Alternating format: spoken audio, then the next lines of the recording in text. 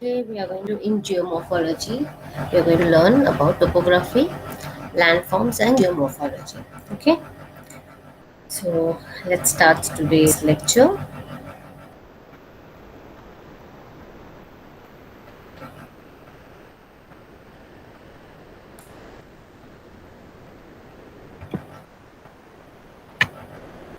So, just a minute. Alignment has gone here.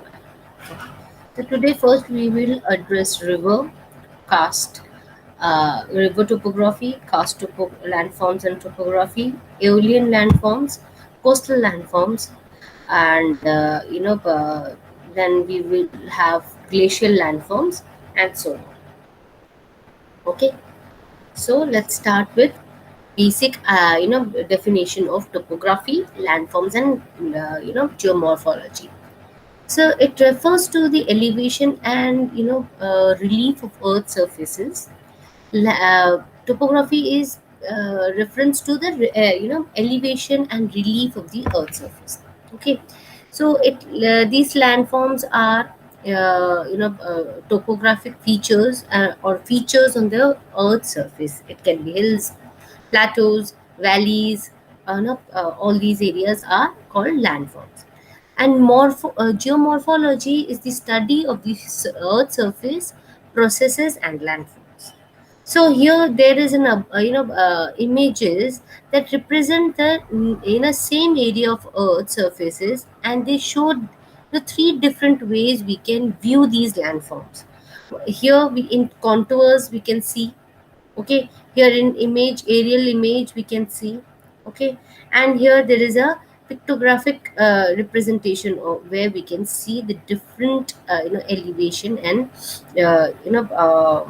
that shows that where blue color is representing water body, and the brown color is showing elevated land features, and green areas are showing forested lands, and on so on so forth. Okay, so topography is a term used to describe the Earth's surface. Topography includes a variety of different features collected in reference to landforms.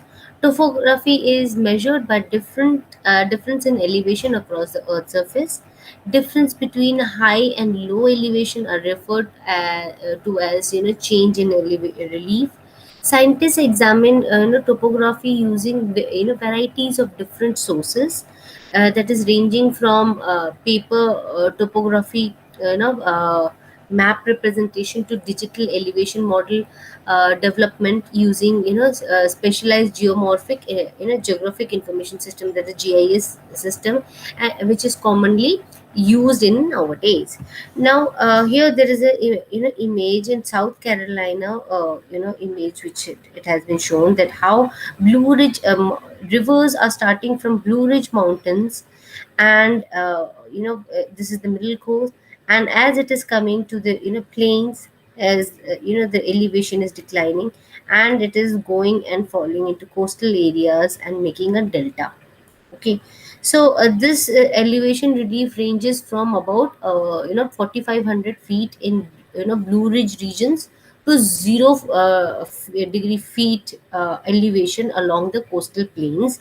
The disintegrated rivers of the topography, it shows the drainage pattern, downslope of the headwater in the mountains of Blue Ridge and Piedmont areas. These are the Piedmont areas. Okay, when the river has just declined from the mountainous regions, then become a plains, alluvial valleys or plains, and then we have, that is the river plains. Okay, then we have coastal plains before draining it into Atlantic Ocean. Okay, so similarly, it happens with Ganga also. If you see an elevated image, you will find there are various rivers which is coming down from various glaciers to Piedmont region. That is, we also call it Tarai region in Indian continent, and then the plains we come, and then we come across the deltatic region where it inundates the delta and meets the Bay of Bengal. So the landforms are individual topographic features exposed in Earth feature. Landforms vary from size to size and shape. So here it has shown that metamorphic igneous rock is an intrusive rock which was exposed about by millions of years of weathering and erosion on the south of California. That is the Piedmont region of these years. So the Piedmont region is more exposed to erosional features because it is on just by the foothills. So a lot of erosion activities happen. So all the intrusive rocks are exposed onto the surface. So landforms and scale, it is crustal orders like first order relief, second order relief, and third order relief. So the broadest landforms are divided into continental landmass, which includes all of the crust, that is sea level, and ocean basin, which includes the crustal area below sea level. Then you have second order relief. The second order of relief includes regional scale, continental features such as mountain range, plateau, plains, then and lowlands are part of second relief. Second order relief, that is Rocky Mountains and Atlantic Ocean, coastal plains, and Tibetan Plateau are second degree order of relief. Third order of relief, that is the relief that includes individual landform features that collectively make a large second order relief landforms. For example, volcanoes, glaciers, valleys, rivers, floodplains, lakes, marine terrace, beaches, and dunes.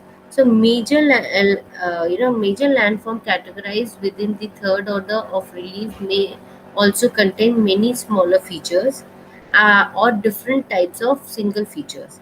For example, although a floodplain is an individual landform, it may also contain a mosaic of smaller landforms, including Point Bar, Oxbow Lake, which is a natural levee. Then you have river, all all through a single landform, which may be classified by a variety of channel types of including straight, meandering, or braided river beds. Okay, so this is we are showing the crustal order of relief.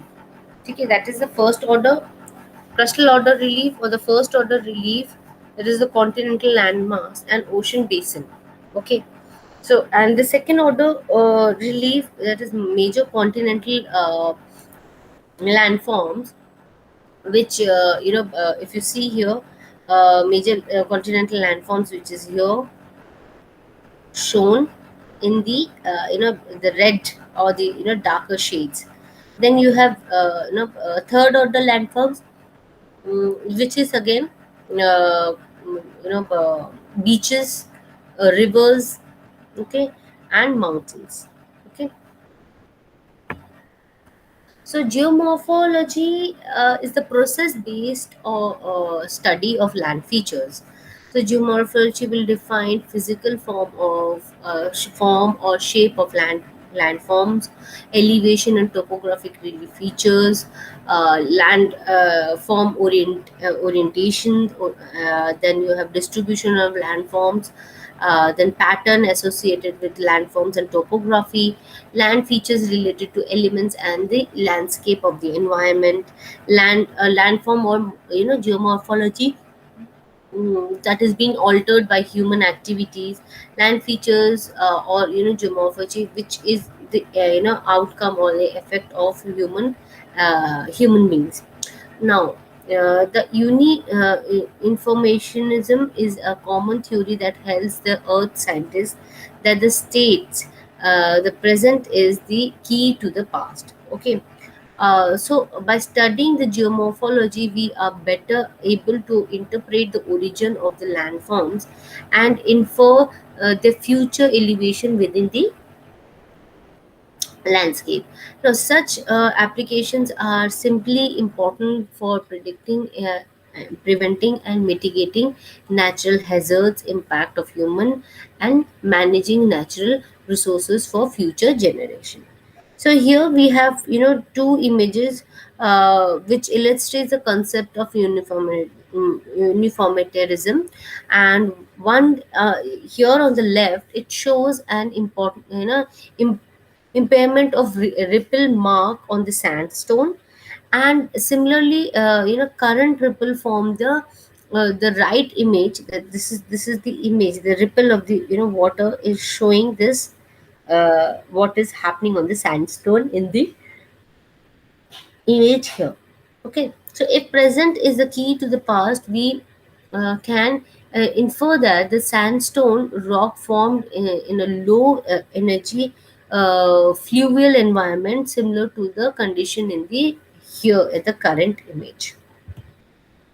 Okay, so constructive and destructive processes, like constructive processes build land masses through tectonic depression and processes. Tectonic processes includes movement of plates, earthquake that generate earthquake, orogenic deformation, and volcanic activities. So deformation is the accumulation or accretion of weathered or eroded material. A destructive process break down landforms through weathering, erosion, and land masses. Weathering is, disintegration of rock by mathematical, chemical, and biological agents. Erosion is the removal and transportation of weathered material by water, wind, ice, or gravity. So mass wasting is the period down the slope, or movement of a material by gravity. So other agents and processes that affect landform development is climate, time, and people. Climate, we have in climate we have temperature, precipitation, water cycle, and atmospheric condition. And time, is fast and slow in change of time. People influence on natural resources, and earth surface processes are you know part of it. So when we are talking about constructive processes are responsible for physical building or constructing certain landforms. Constructive processes include tectonic and depositional processes and their landforms. So tectonic landforms are created by massive earth movements due to tectonic and volcanic activities. Okay, and it includes land features such as mountains, relief, rift valley, volcanoes, intrusive and igneous landforms. Now, depositional landforms are produced from deposition of weather and eroded surface material. Depositional landforms include features such as beaches, barrier island, spits, delta floodplains, alluvial fans, and glacier moraines. Okay. So, like Stromboli volcano had erupted off the coast of Sicily in that is in the Mediterranean Sea. Then you have floodplain deposits that confluence at the Mississippi and Missouri rivers at Kansas. You can see here Mississippi and Kansas River joining here. So you have large number of deposition levee formation in these floodplains. The destructive processes creates landforms through weathering and erosion of surface material facilitated by water, wind, ice, and gravity. So mass wasting event, occurring areas where weathering erosion is accelerated, and weathering is disintegrated and decomposition of rock are at or near the earth surface by mechanical, chemical, and biological weathering processes. Okay, so erosion is the removal and transportation of weathering or unweathered material by water, wind, ice, and gravity. Okay, so here the landforms by destructive process includes river streams, valleys, water, glacier valleys, karst landscapes, coastal cliffs, and wave cut scrapes. The genetic landform classification is that The genetic landform classification system groups landforms from dominant set of geomorphic processes responsible for their formation. uh, this includes the tectonic landforms and exclusive igneous landforms, intrusive igneous landforms, fluvial landforms, karst landforms, aeolian landforms, coastal landforms, ocean floor, and glacial landforms. So within each of these genetic classification, the result of landforms are product of either constructive or destructive processes or combination of both. So landforms are influenced by other agents or processes including time, climate, and human activities. Okay.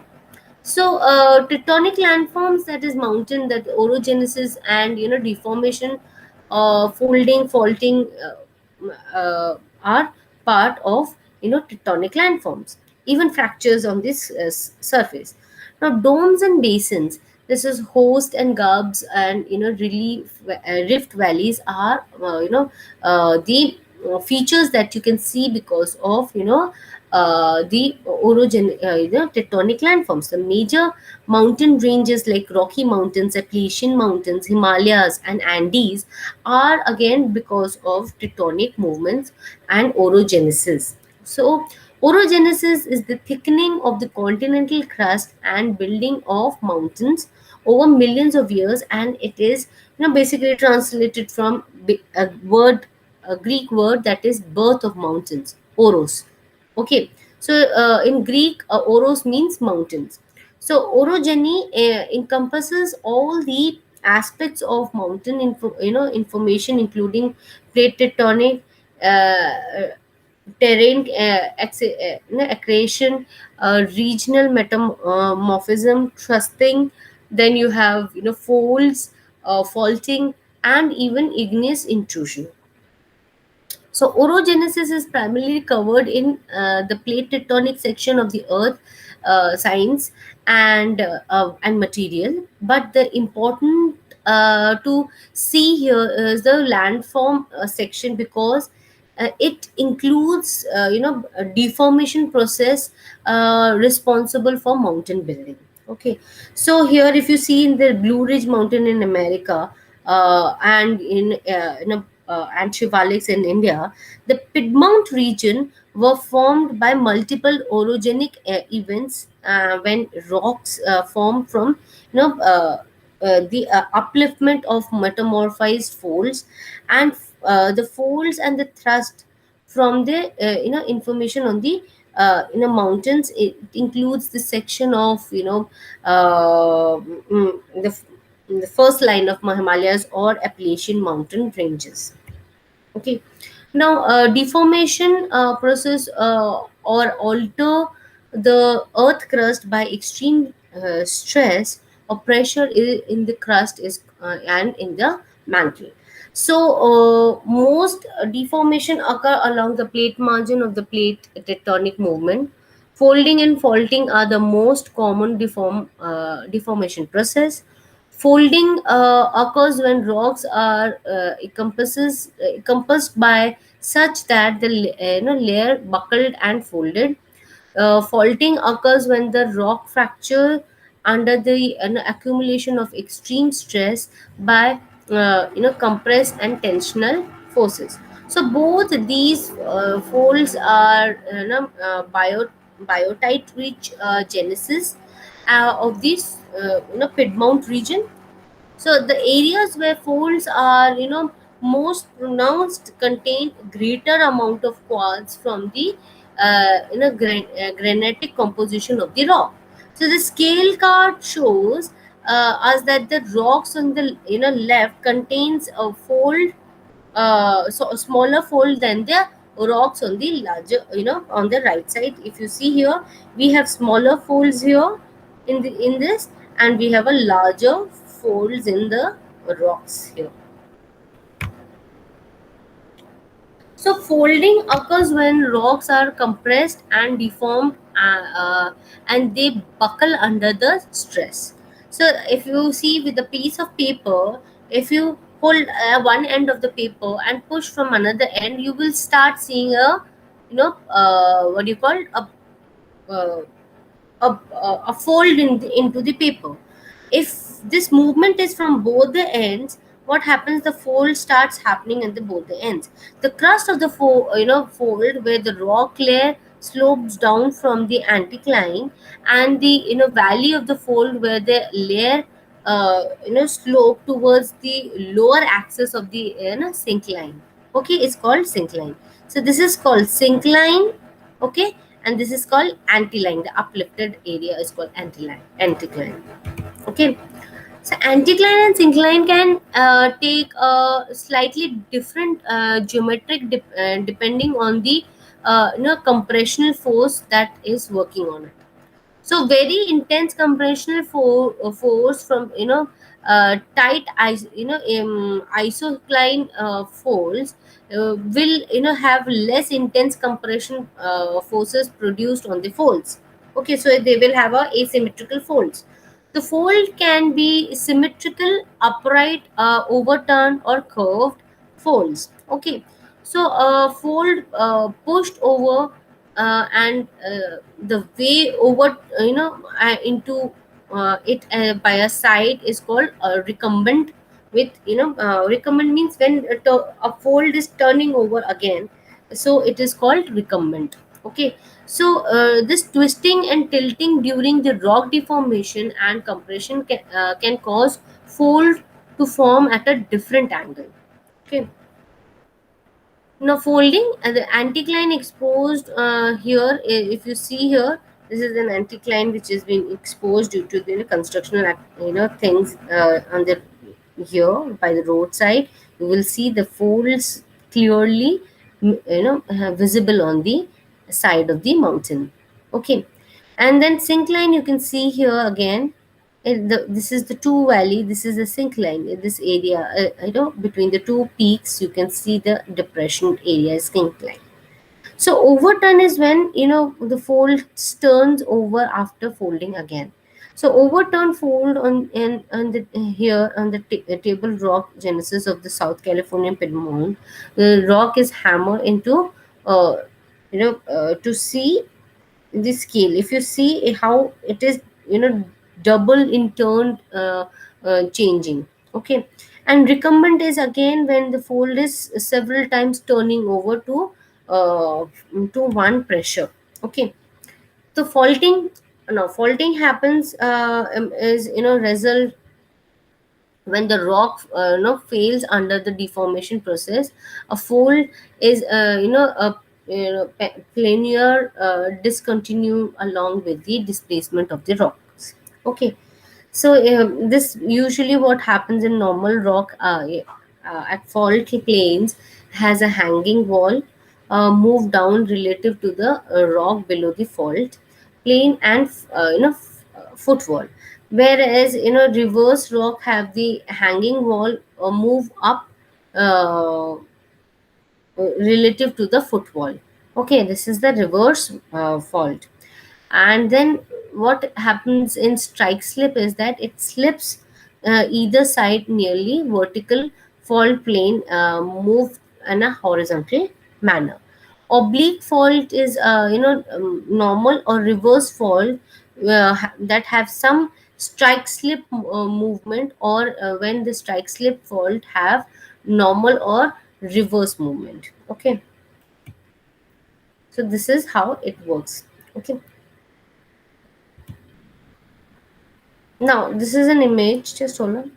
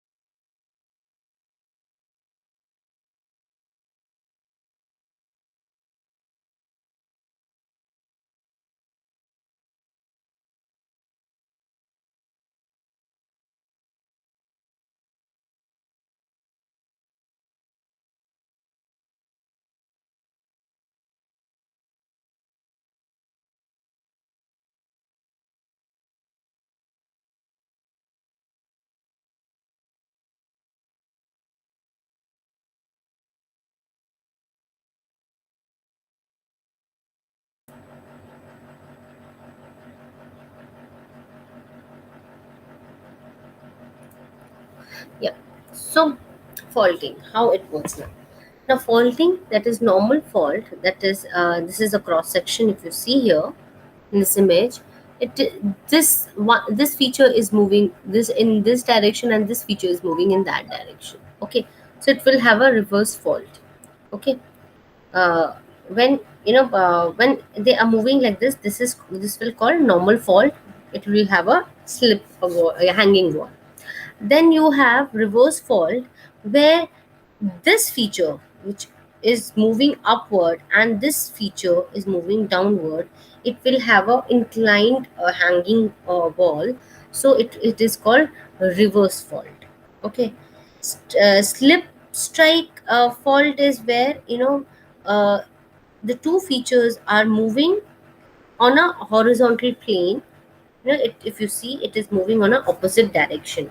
So when this they are moving on an opposite direction, that is it makes a different change in the sudden elevation. So usually if you see it, it is very commonly see when rivers change their course in a proper right angle. So it happens nearly at the strike slip fault areas. Okay, so like foot block mountain, it is like this. If you see, right, and in the reverse fault, the feature will look like this. This is the upper surface, top surface. The gray area will be the top surface. So the exposed surface.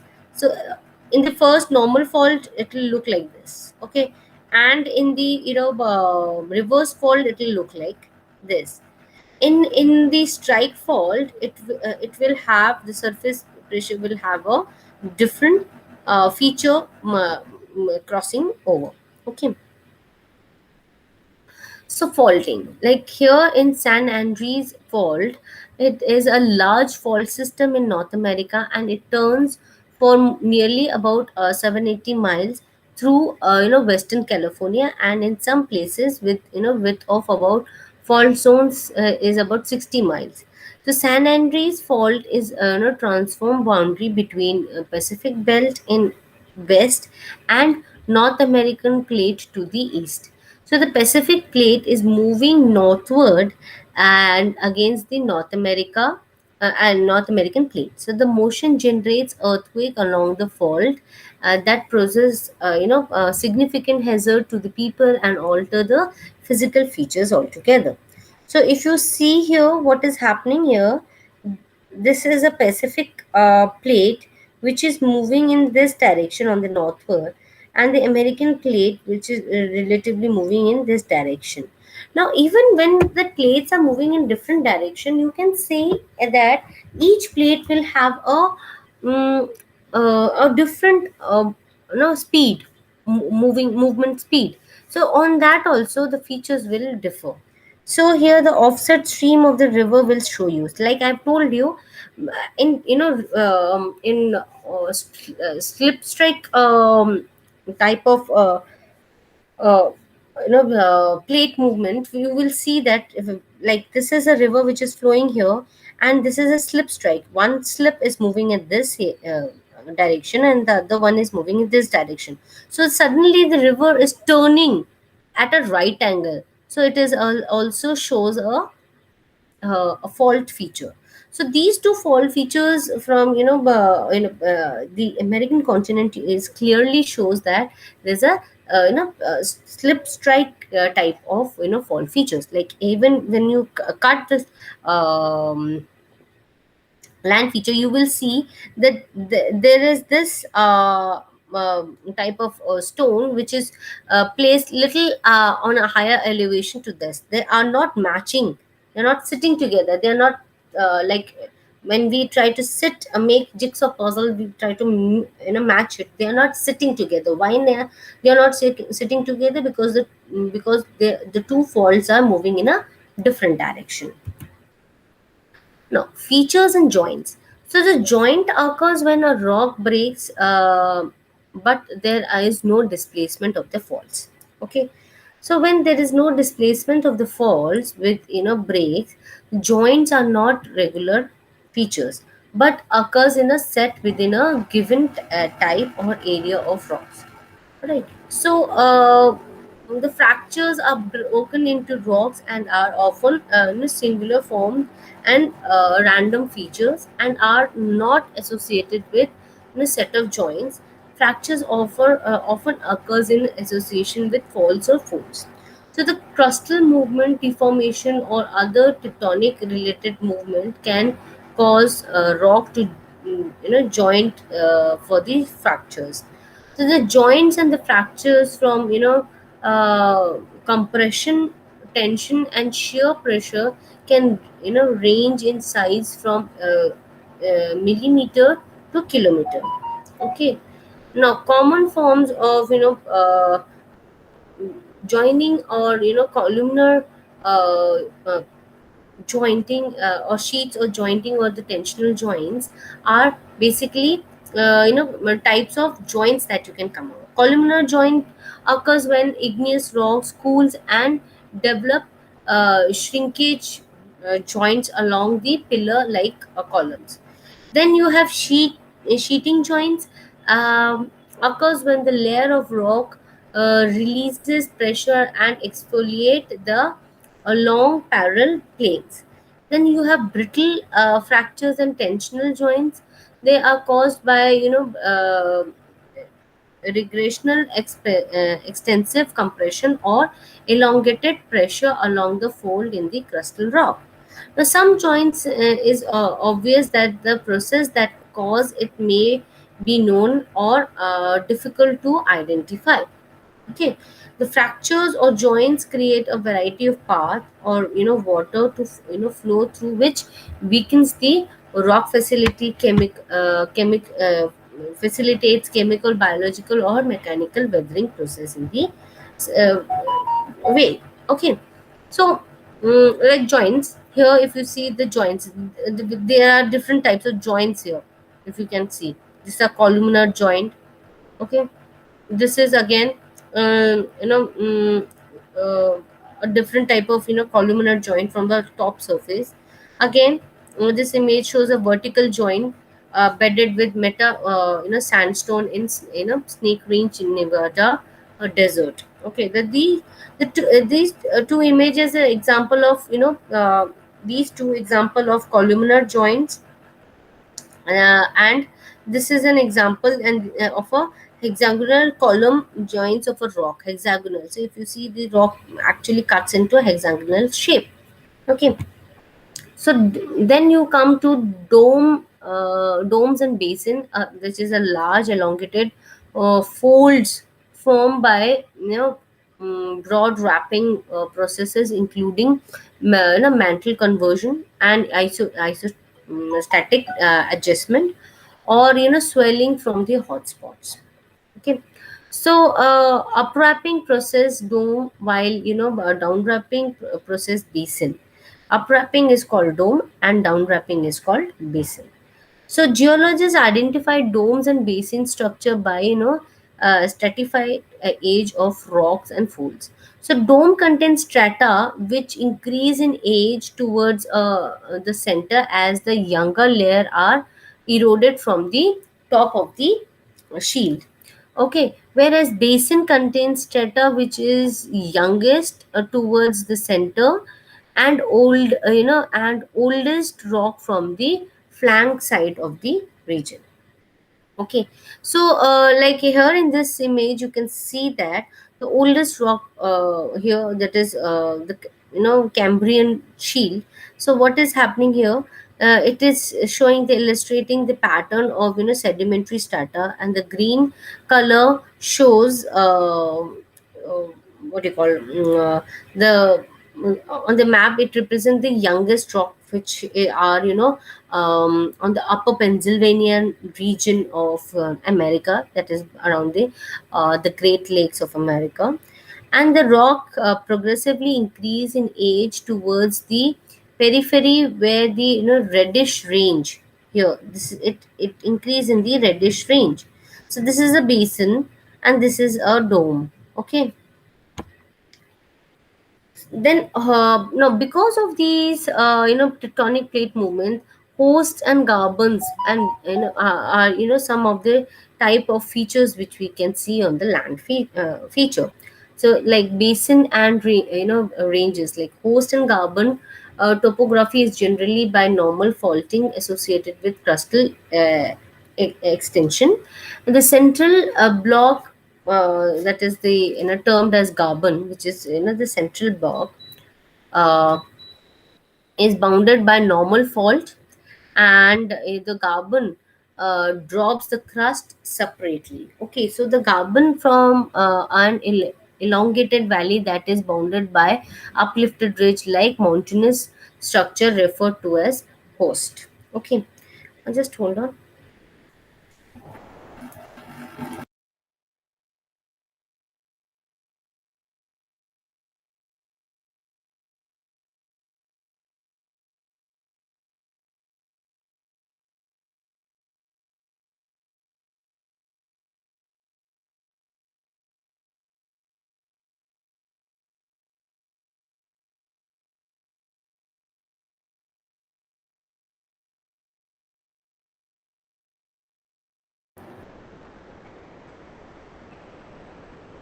Okay, so now tilt slightly, producing asymmetric tilt, that is trans of mountain ranges, and some host, that is carbon fault sequence, is distinct by the basin and the range of the topography. So here, if you see that there are differed by different ranges. Okay, that is the host and the carbons. Then again, there is another thing, because of the plate movement or tectonic movement. The rift valley are fault structure formed by normal faults rising from magma below the crust. Now, upwelling forcing the lithosphere to fracture. As it fractures and cracks, one or more fault causes the crustal rock to separate, forming a rift valley. Okay, rift valley can eventually form lakes, seas, and lakes, seas, and like such as Red Sea. If you see Red Sea, which is separated from Africa from Arabian Peninsula, this rift valley can become inactive and fill in with volcanic material, such as the rift structure in United States, which extends from Lake Superior to Oklahoma. But here, if you see in Africa, this rift valley is ever increasing, and in due time, this is going to separate from the main land feature of the Africa. Okay, now the major mountain ranges of the world, that is, if we see here, this is a distribution of major mountain ranges. There's an Antarctica peninsular transatic mountain here. If you see here, okay, there is a mountain range, Antarctica Transatic mountain ranges. Then you have African Atlas. Here you have Atlas mountain range. Then you have Asia. You have Himalayas. Okay. Then in Japan you have Japanese mountain, Elburus, and Taurus mountain also here, the Taurus mountains. Okay. Then you have Australia, that is McDonald mountains. In Australia you have McDonald mountain ranges. Then you have in Europe you have Alps, okay, Carpathians, and Alps being very famous in in Europe. Then you have Carpathians, Ural mountain, Balkan mountains, which is there all there in Europe. Okay, Ural mountain is here, Alps are here. Okay, then Balkan mountains are here. Okay. Uh, then in North America, you have Appalachian Mountains, that is here in Sierra Nevada mountain ranges. Then you have Laurentides mountain, that is Rocky Mountains here. These are called Rocky Mountains, and Appalachian Mountains.